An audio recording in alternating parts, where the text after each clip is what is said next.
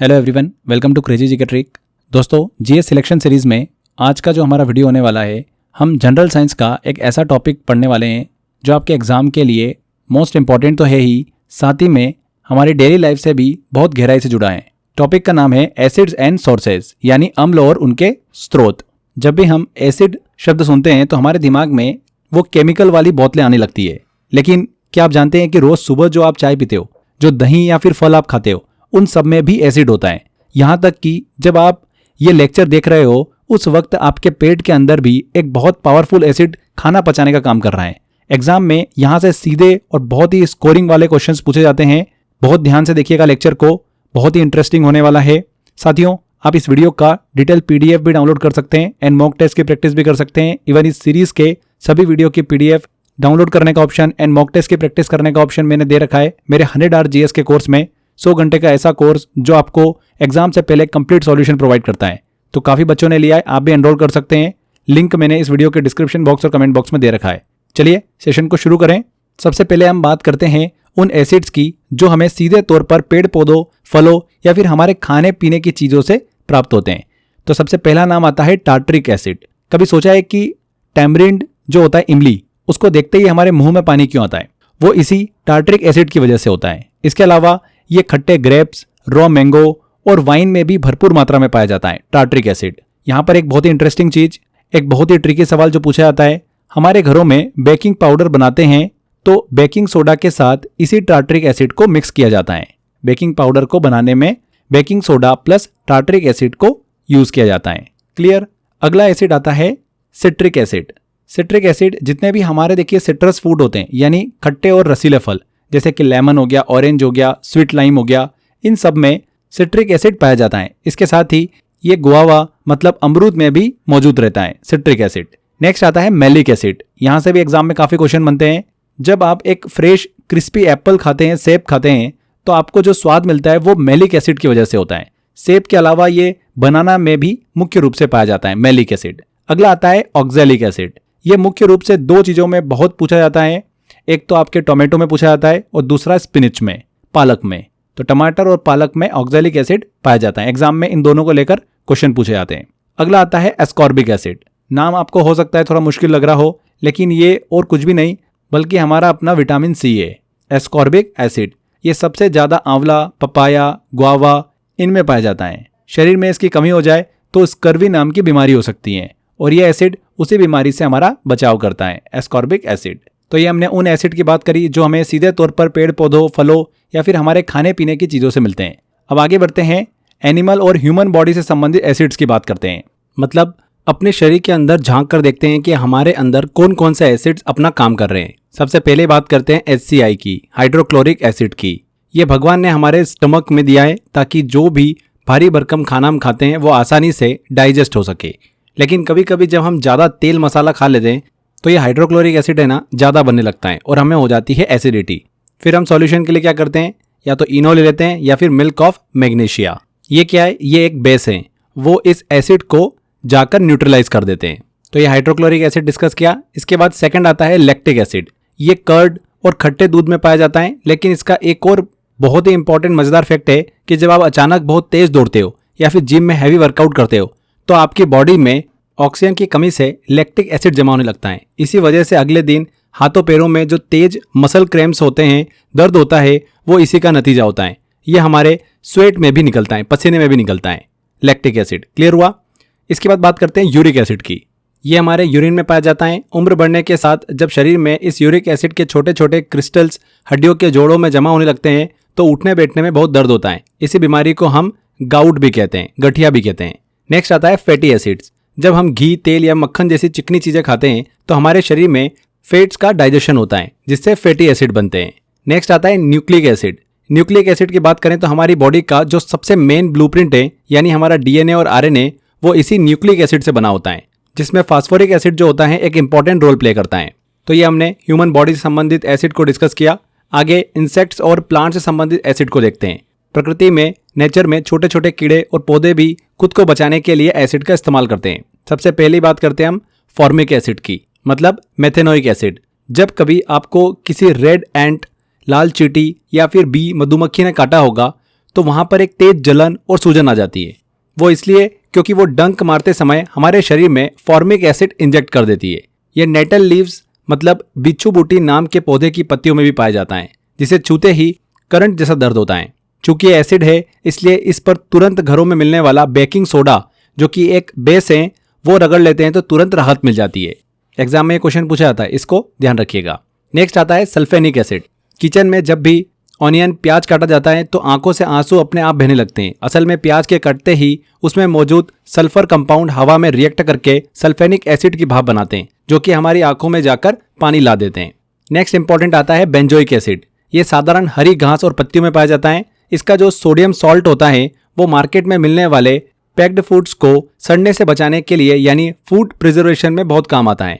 इसके अलावा क्रैनबेरी नाम के फल में ये बड़ी मात्रा में पाया जाता है, जो कि यूटीआई इन्फेक्शन को रोकने में मदद करता है। Benzoic acid. नेक्स्ट आता है टैनिक एसिड। यह भारतीयों की सबसे पसंदीदा चीज है यानी टी में टैनिक एसिड पाया जाता है। तो ये हमने फ्रेंड्स इंसेक्ट्स और प्लांट से संबंधित एसिड को डिस्कस किया। आगे अब बात करते हैं उन एसिड की जो फैक्ट्रियों में या तो घरों में बड़े पैमाने पर इस्तेमाल होते हैं। इसमें पहला आता है एसिटिक एसिड। इसे एथेनोइक एसिड भी कहते हैं। हम सब अपने घरों में विनेगर मतलब सिरका के नाम से इसे जानते हैं। चाइनीज फूड या फिर अचार को लंबे समय तक सुरक्षित रखने के लिए इसका यूज होता है। ये बहुत ही वीक एसिड होता है, इसलिए हम इसे आराम से खा सकते हैं, कोई भी नुकसान नहीं करता है। नेक्स्ट आता है कार्बोनिक एसिड। जब आप कोल्ड ड्रिंक्स या फिर सोडा की बोतल खोलते हो तो जो फीस देखने को मिलता है, झाग देखने को मिलता है और गले में जो तीखा स्वाद लगता है वो इसी कार्बोनिक एसिड के कारण होता है। ये भी काफी इंपॉर्टेंट एग्जाम में पूछा जाता है। नेक्स्ट आता है ब्यूटेरिक एसिड। जब घर में रखा हुआ मक्खन काफी पुराना या फिर बासी हो जाता है, जिसे हम रेंसिड बटर कहते हैं, उसमें से एक अजीब सी गंदी बदबू आती है, वो इसी ब्यूटेरिक एसिड के बनने की वजह से होती है। नेक्स्ट आता है ऑक्जेलिक एसिड। टमाटर में मिलने वाला यह एसिड फैक्ट्रियों में बहुत काम का होता है। कपड़ों पर लगे लोहे के जंग के दाग हटाने में इसका इस्तेमाल होता है। साथ ही फोटोग्राफी में भी काफी ज्यादा यूज होता है ऑक्जेलिक एसिड का। नेक्स्ट आता है नाइट्रिक एसिड। यह बहुत ही स्ट्रॉन्ग एसिड है। इसका इस्तेमाल सोनार जो होता है उसके द्वारा किया जाता है सोने और चांदी के प्यूरिफिकेशन यानी उन्हें चमकाने और साफ करने में नाइट्रिक एसिड का यूज होता है। इसका फॉर्मूला क्या होता है HNO3। नेक्स्ट आता है सल्फ्यूरिक एसिड। सल्फ्यूरिक एसिड का फॉर्मूला होता है H2SO4। इसे रसायनों का राजा या फिर ऑयल ऑफ विट्रियोल कहते हैं। हमारी कार के बैटरियों में जो तेजाब या फिर पानी डाला जाता है वो यही सल्फ्यूरिक एसिड होता है। अगला और आखिरी आता है बोरिक एसिड। यह बहुत ही माइल्ड एसिड है जिसका इस्तेमाल मुख्य रूप से एंटीसेप्टिक्स के तौर पे किया जाता है। आंखों को साफ करने वाले आई वॉश के लिक्विड में भी इसका उपयोग होता है। तो हमने ये वो एसिड डिस्कस करे जो फैक्ट्री और हमारे घरों में बड़े पैमाने पर इस्तेमाल होते हैं। तो हमने ये एसिड और उनके सोर्सेज को अच्छे से डिटेल में डिस्कस किया। बहुत ही इंपॉर्टेंट टॉपिक है। अब बात करते हैं उन क्वेश्चंस की जो इस टॉपिक से पिछले अलग अलग एग्जामों में 3-4 सालों में जो पूछे गए। उन सारे क्वेश्चंस को लेते हैं और सॉल्व करते हैं। अगर आपने जितनी मैंने इन्फॉर्मेशन दी है उसको ध्यान से सुना होगा, समझा होगा, सारे क्वेश्चन बड़ी आसानी से आप बना लोगे। चलिए क्वेश्चन की तरफ चलते हैं। पहला क्वेश्चन है, इमली में मुख्य रूप से कौन सा एसिड पाया जाता है? तो इमली में टार्ट्रिक एसिड पाया जाता है। इमली का नाम सुनते ही मुंह में जो पानी आता है ना, वो इसी टार्ट्रिक एसिड की वजह से होता है। ये ग्रेप्स और कच्चे मैंगो में भी पाया जाता है। नेक्स्ट आता है, नींबू और मौसम्बी जैसे खट्टे फलों में कौन सा एसिड उपस्थित होता है? तो होता है सिट्रिक एसिड। A answer. सेब में इनमें से कौन सा एसिड प्रचुर मात्रा में पाया जाता है? तो एक कहावत आपने सुनी होगी, an apple a day keeps the doctor away. उस एप्पल की बात करें तो उसमें प्रचुर मात्रा में मैलिक एसिड मिलता है। कौन सा मिलता है? Malic acid. B answer. आंवला और पपीते में कौन सा अम्ल मतलब विटामिन प्रचुर मात्रा में होता है? तो आंवला, पपीता, इनमें एस्कॉर्बिक एसिड जो होता है वो प्रचुर मात्रा में पाया जाता है। बच्चे अक्सर कंफ्यूज होकर सिट्रिक एसिड जो है वो ऑप्शन लगा देते हैं। विटामिन सी का केमिकल नाम ही एस्कॉर्बिक एसिड होता है, जो कि आंवले में सबसे ज्यादा पाया जाता है। पालक में कौन सा अम्ल पाया जाता है मतलब एसिड पाया जाता है? तो ऑक्जेलिक एसिड। हरी पत्तेदार सब्जी खास करके स्पिनिच मतलब पालक, टमाटर में ऑक्जेलिक एसिड प्रचुर मात्रा में मिलता है। गेहूं में कौन सा अम्ल पाया जाता है? तो गेहूं में ग्लूटेमिक अम्ल जो होता है, ग्लूटेमिक एसिड, वो प्रचुर मात्रा में पाया जाता है। ये क्वेश्चन जो होता है ये बार बार रिपीट होने वाला सवाल है। हमारे दैनिक भोजन के मुख्य हिस्से यानी गेहूं में ग्लूटेमिक एसिड पाया जाता है, ध्यान रखिएगा इस चीज को। संतरे में मुख्य रूप से कौन सा अम्ल पाया जाता है? तो संतरे में सिट्रिक एसिड। विटामिन सी का रासायनिक नाम क्या है जो कि खट्टे फलों में पाया जाता है और स्कर्वी रोग को रोकता है? कौन सा है? एस्कॉर्बिक अम्ल।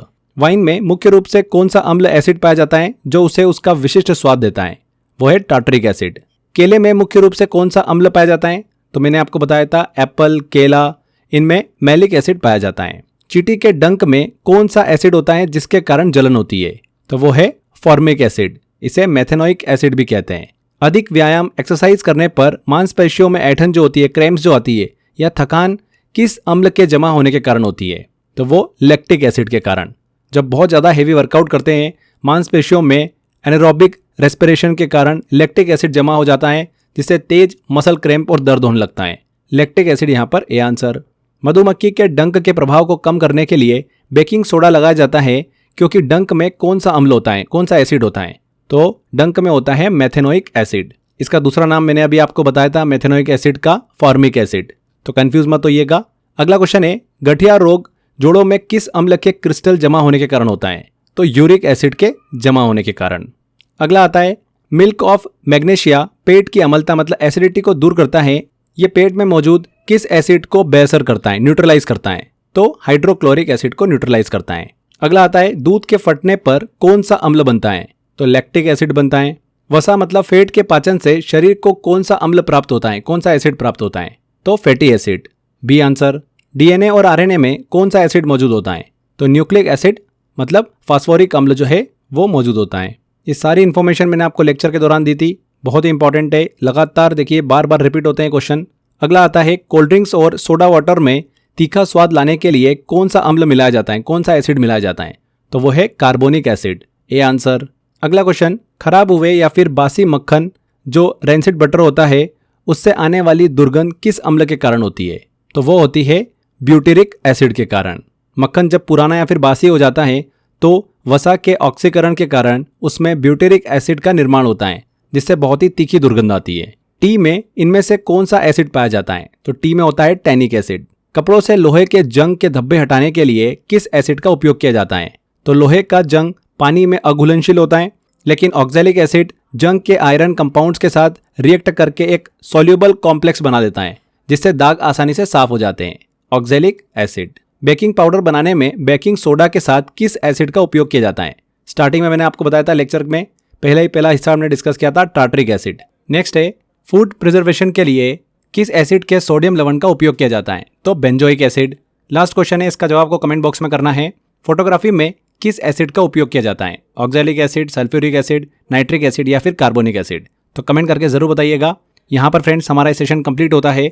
जितना इन्फॉर्मेशन मैंने आपको दिया है इससे बाहर कुछ नहीं पूछा जाता है। आप जितने भी क्वेश्चंस देखोगे ये वो क्वेश्चंस हैं जो बार बार रिपीट होते हैं। अलग अलग एग्जामों में, एसएससी एग्जाम में, आरआरबी एग्जाम, एनडीए एग्जाम, अलग अलग एग्जामों में बार बार ये क्वेश्चंस पूछे जाते हैं। तो ज़्यादा से ज़्यादा इन क्वेश्चंस की प्रैक्टिस करते रहो। इस सीरीज़ में जितने भी वीडियो मैं आपको दे रहा हूँ उन सारे वीडियोज़ के एमसीक्यू की लगातार प्रैक्टिस करते रहिए। ज़्यादा आपको कंफ्यूज नहीं होना है। जितने टॉपिक्स मैं आपको कराते जा रहा हूँ ये वो सीरीज़ है जो आपके एग्जाम में आपके लिए रामबाण साबित होने वाली है। तो यहाँ पर हमारा ये टॉपिक कंप्लीट होता है। वीडियो अच्छा लगा है तो वीडियो को लाइक एंड शेयर जरूर कर दीजिएगा। मिलते हैं सीरीज़ के अगले वीडियो में। Till then bye bye.